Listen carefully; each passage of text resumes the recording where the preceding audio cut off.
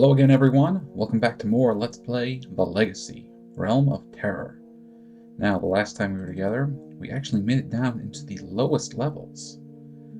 And down there we fought our way past Melchior and the army of sea demons, where we were able to find a meteorite piece to create this, the Eye of Alga. We are going to be able to use this to go into the Astral Plane and get past Belthegor's wards. So, let's go and start doing that right now. Now, it's actually possible to use the portals to the ethereal plane to get ourselves to the astral plane. But I find that to be annoying and difficult, to say the least. So we're going to take what I would say is a shortcut. And if it's not a shortcut, it's at least a more direct way to get there. We need to walk our way back through all these rooms and get to that very lowest level of the basement.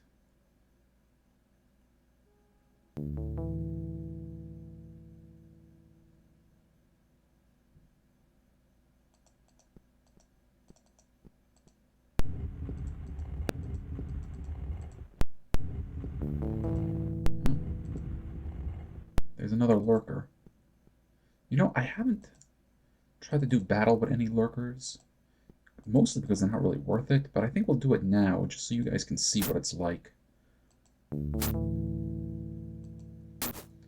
Now, these lurkers are usually tied to a room that opens portals into the ethereal plane. But I don't know where this one's is. But if it was around here, maybe look around for a minute, see if we can find it.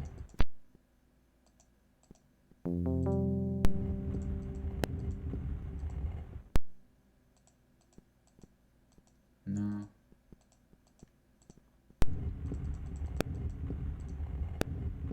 But if I remember correctly, killing a lurker changes the color of its rune. And then when you cast the Dimensional Rift spell onto the rune to make a portal, you hurt yourself in addition to creating the portal.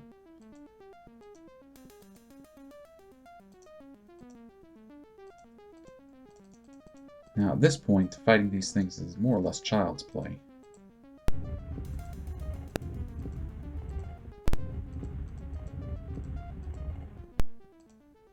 And see, there's Melchior again, even though we killed Melchior in the rooms with the sea demons. And we can fight this one too if we want.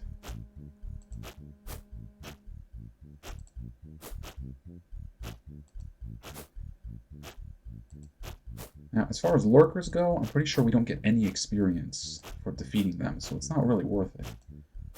But Melchior, on the other hand, if we do get experience for defeating it, then it's all the more worthwhile.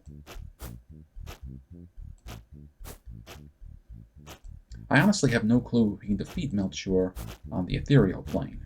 Because on the ethereal plane, he guards the portal that would bring you to the astral plane.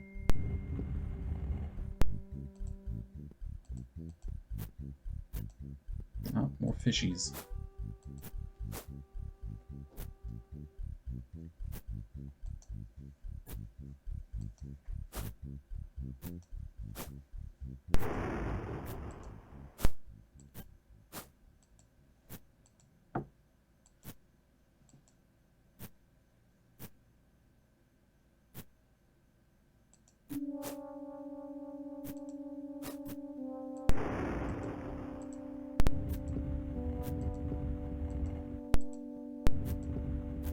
Yeah, they must have all respawned.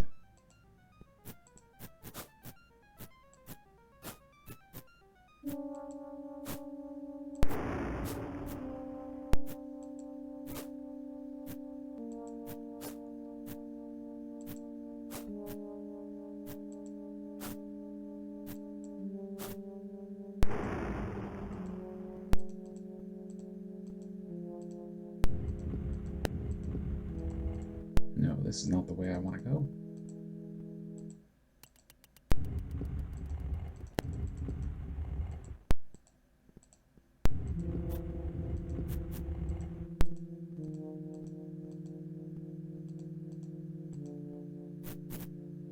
There we go.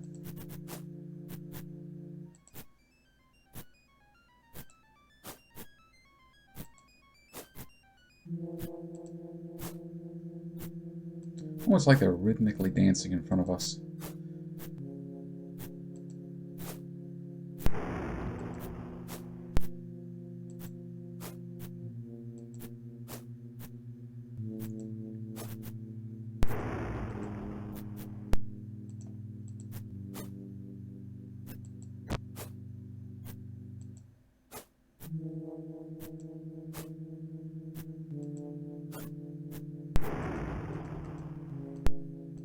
Right.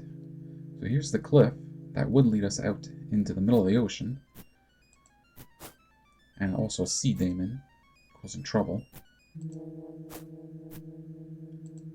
Had to get that last word in there, didn't you, little fish man? And we're going to step out. Stepping through the cave mouth must surely end on the rocks below. Will you turn back or continue? Well, we're going to continue. Now you see we took a little bit of damage because we didn't have the mine effigy with us. And now we're in the ethereal plane. And look, a fire elemental. Now luckily the katana can actually hurt these things. And we're in the astral plane. This place is annoying.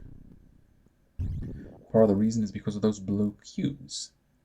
Those blue cubes are patrolling the area, and if we walk into one, or one floats into us, it will teleport us back to the ethereal plane.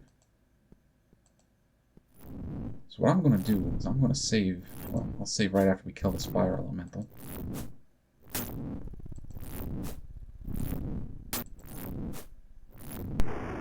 So that way, if anything happens, I can just reload the game, and we'll be back here.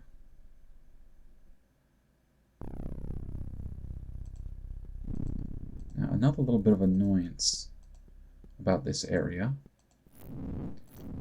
is, well, the fire elementals, they're annoying. Is that the place is warded. And you can't walk through these wards unless you're carrying the Eye of Alga.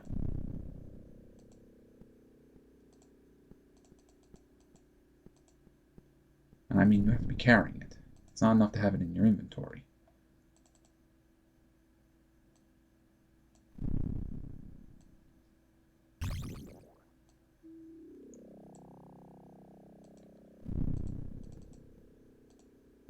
Like here, there would have been a barrier.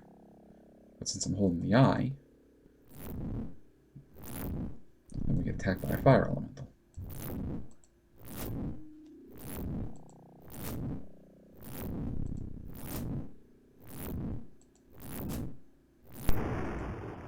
Ah, see? I would have walked right into that portal if I wasn't careful.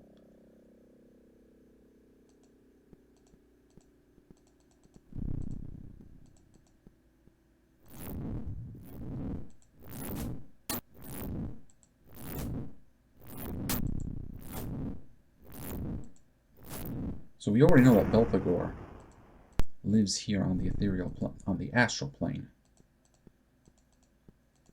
But finding him, well, it's not that hard once you know where he is.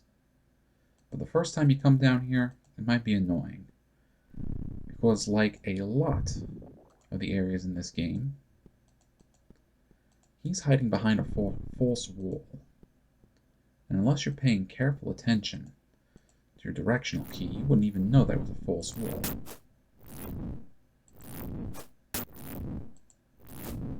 Hopefully I can kill this thing before Cole shows up.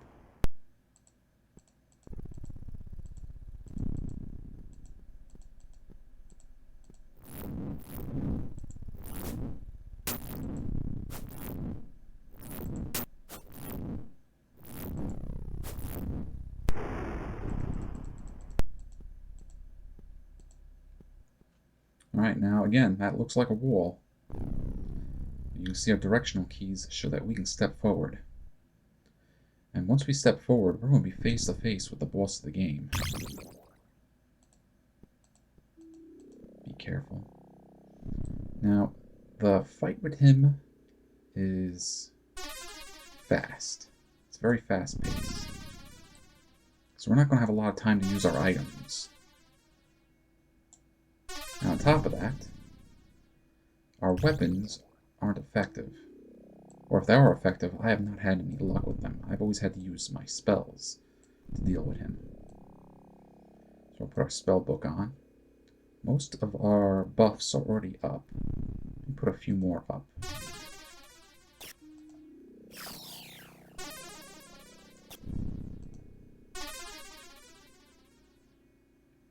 Alright.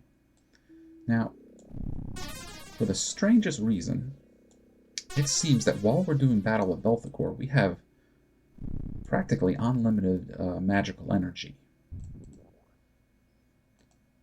So we can just throw attack spells at him as fast as we'd like. And that's what I'm going to be pretty much doing, is throwing spells at him as fast as I can. And trying to keep my health up, because he's going to be throwing spells at us. So I'm going to try to take him on. Hopefully we'll be able to defeat him in our first shot. If not, then I'll just edit it until we get to the point where we do beat him. Wish me luck. Alright, there he is. Horrible Elder God thing. And you can see that he is doing damage to us fast. And I gotta heal quick. Keep my health up. Alright, let's try it again.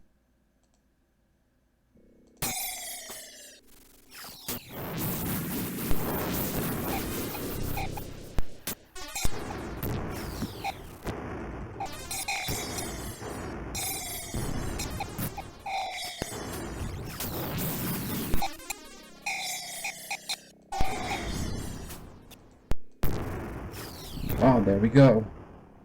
We defeated him. He's fallen back to his pit.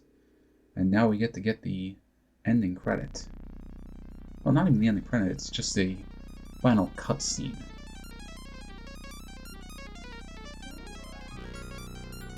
All the spirits stuck in the house are leaving. Sky above the mansion is swirling.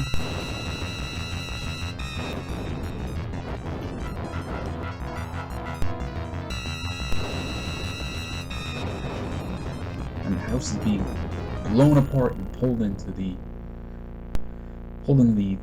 Winthrop house destroyed. Police baffled. Heir leaves on a world cruise. And that's it. That's the entirety of the game. The land was sold for redevelopment. Alright. So now that we've beaten the game, you may or may not be able to see the DOS screen here, where we get the new file winner INF. Now I'm not going to make you guys sit here and watch the DOS screen while I talk about the game. But apparently that winner INF file was meant to be used in the sequel to the game. I don't know what it would have done, but it would have had some effect on the sequel of the game. Maybe it would have let you start the sequel over with the character you had already made. But I'm going to put up a screen here with, this is the quit screen. It's a little ad for some of Microprose's other games. I've never played any of these games, so I can't speak much about them. But what I can do is speak about the Legacy. The Legacy, I enjoyed a whole lot more than I thought I would. The first few times I went through it, it was tough. It was tough. I really had to figure out what I was doing. It had a bit of a steep learning curve, especially since I played it like a more traditional RPG, when it's sort of a hybrid between that and a survival horror game. But as I got used to it and I played it more and more, I enjoyed it. I enjoyed it a lot. I enjoyed it so much so that the first time I was able to beat it, I said, I've got to do a Let's Play of this. And I did, and I hope you all enjoyed it. Now, Legacy is tough to get your hands a hold of. It did well enough to warrant a special edition release, but it wasn't a very big seller. So finding physical copies of it is probably going to be a little tough. And on top of that, I think that's your only choice to play this game, as at the time that I've recorded this, it's not available on anything else like Good Old Games or Steam or anything like that. But overall, I think it was really worthwhile to play. It was a lot of fun. And as you saw, I didn't show off everything that this game has to offer. And there's more ways to play it than just the way that I did. So I hope you will go out and give this game a shot if you enjoyed it. And I hope you enjoyed my video. So thank you for watching, and I will see you in the next game.